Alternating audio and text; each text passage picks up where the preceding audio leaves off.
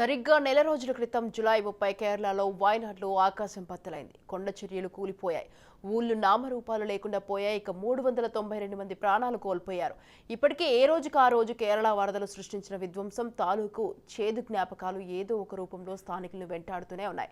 నిలువ నీడ లేకుండా మిగిలిపోయిన కుటుంబాలు ఇప్పట్లో తేరుకునేలా కనిపించడం లేదు. యావత్ దేశం కేరళను ఆదుకునేందుకు ముందుకొచ్చింది. రైట్, ఈ విషయంపై మరింత సమాచారం మా కొలీగ్ అమూల్య అందిస్తారు. కేరళలోని వైనాడ్ అంటే వరద బీభత్సం సృష్టించి కొండ చర్యలు విరిగిపడి ఎంత ప్రాణ నష్టం జరిగింది, ఎంత ఆస్తి నష్టం జరిగిందో మనందరికీ తెలిసిందే. సో అసలు అక్కడ కొండ చర్యలు విరిగిపడి అంటే రాత్రి ప్రశాంతంగా పడుకున్న ప్రజలకి వాళ్ళు కళ్ళు తెరిచి అంటే వాళ్ళు మేల్కొనే లోపే కొండ చర్యలు విరిగిపడి ఎంతో మంది కుటుంబ పెద్దలను కోల్పోయారు, వాళ్ళ పిల్లలను కోల్పోయారు, చాలా ప్రాణ నష్టం జరిగింది. ఊహకందనంత అని చెప్పొచ్చు. అంటే మనం పర్టికులర్గా చూస్తే మనకు 392 మంది మృతులు ఆ వైనాడ్ ప్రమాదంలో అయితే మనకి వైనాడ్ విలియంలో 392 మంది మృతి చెందారు అని మనకి ఇప్పటివరకు అయితే ఒక లెక్క ఉంది. బట్ మన లెక్క కందని మరణాలు ఇంకెన్నో సంభవించి ఉండొచ్చు. కొండ చర్యల కింద ఇంకెంతో మంది తమ ప్రాణాలు కోల్పోయి వెలికి తీయలేక కూడా ఉండొచ్చు కదా, అది కూడా చెప్పలేము. సో ప్రస్తుతానికి అయితే మనకు 392 మంది అయితే చనిపోయారు. ఆ కేరళ వైనాడ్ విలియం ఏదైతే ఉందో అందులో కొండ చర్యలు విరిగిపడి అక్కడ ఆస్తి నష్టం కూడా చాలానే జరిగింది. రాకపోకలు కూడా స్తంభించాయి. సో అక్కడ సహాయ చర్యలు తీసుకున్న అధికారులు అయితే 36 గంటల్లోనే ఒక బ్రిడ్జ్ అనేది నిర్మించి అక్కడ గాయపడిన వారిని దాని త్రూ తరలించడం అయితే జరిగింది. ఓవరాల్గా మనం చూసినట్టయితే ఈ ప్రమాదం జరగడం అనేది అంటే ఈ ప్రమాదానికి కేరళలోని ఈ వైనాడ్ విలియం జరగడానికి ప్రధాన కారణం అతి భారీ వర్షం అని చెప్పొచ్చు. ఈ అతి భారీ వర్షం అక్కడ కేరళలోనే ప్రతిసారి ఎందుకు సంభవిస్తుంది? సో గుట్టలపై ఇల్లు కట్టడాలు, అక్రమ కట్టడాలు, అనుమతులు ఉన్నాయో లేవో కూడా తెలియదు.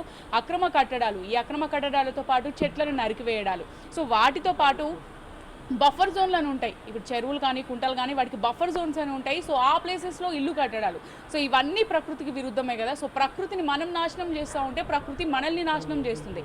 ఈ ప్రకృతి మనల్ని నాశనం చేస్తుంది అనడానికి ఎగ్జాంపులే ఈ వరదలు. ఎప్పుడూ లేని, ఇదివరకు ఎన్నడూ లేని విధంగా ఈ వరదలు ఇవన్నీ రావడం వల్ల చాలా ప్రాణ నష్టం, ఆస్తి నష్టం కూడా జరుగుతుంది. అలాంటిదే ఈ వైనాడ్ విలియం కూడా. సో ఈ వైనాడ్ విలియానికి సంబంధించి అది ఇది జరిగినప్పుడు ప్రపంచం మొత్తం అటే చూసింది. సో చూసినట్టయితే అసలు అది తేరుకోలేని పరిస్థితి. అన్ని దేశాల అధికారుల నుంచి కూడా మద్దతు ఇచ్చారు, సహాయం కూడా చేశారు, విరాళాలు అందించారు. అన్ని చేసినా కూడా వైనాడ్ ఇంకా విపత్తు నుంచి కోలుకోలేకపోతుంది. ఇప్పటికీ ఎవరైతే నష్టపోయారో కుటుంబ పెద్దల్ని కానివ్వండి, సో వాళ్ళ ఇంట్లో మనుషుల్ని కానీ ఎవరైతే నష్టపోయారో స్టిల్ ఇప్పటికీ జూలై 30న జరిగిన ఈ విలయానికి స్టిల్ ఇప్పటికీ కూడా ఇంకా మర్చిపోలేకపోతున్నారు.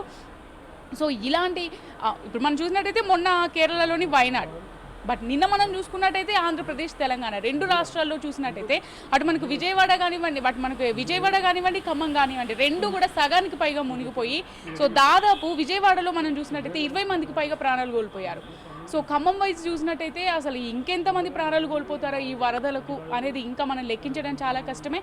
సో వీటన్నింటిని బట్టి అంటే ఇలాంటి ఈ ప్రకృతి విపత్యాలు ఆపాలంటే మనం ఖచ్చితంగా ప్రకృతిని నాశనం చేయడం మానుకోవాలి, ఈ చెట్లను నరికేయడం మానుకోవాలి. అలాగే ఈ చెరువులు, కుంటలు, ఈ బఫర్ జోన్స్ ఏవైతే ఉన్నాయో ఈ బఫర్ జోన్స్లో అక్రమ నిర్మాణాలు చేపట్టడం కూడా మనం మానేయాలి. సో ఇలాంటివి మనం మానేస్తేనే ప్రకృతిని మనం కాపాడుకుంటాం. ప్రకృతిని మనం కాపాడుకుంటే ప్రకృతి మనల్ని కాపాడుతుంది.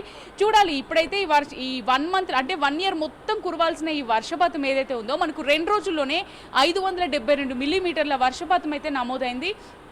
అంటే అసలు ఇది ఎవరు చేసుకున్నది? ఇదంతా మనం చేసుకున్నదే. సో ప్రకృతిని నాశనం చేయడం వల్ల జరిగే విపత్యాలే ఇవన్నీ కూడా. సో చూద్దాం మరి ఇంకా ఫర్దర్గా వరదలు వీటి నుంచి అయితే మనకైతే తెలంగాణ నుంచి కానివ్వండి, అటు ఆంధ్ర నుంచి కానివ్వండి, ఇంకా చాలా ప్లేసెస్ నుంచి కూడా మనకు విరాళాలు వస్తున్నాయి, ఫండ్స్ కూడా ఇస్తున్నారు. ఇంకా చూడాలి ఏ విధంగా కోలుకుంటుందో. ఓకే.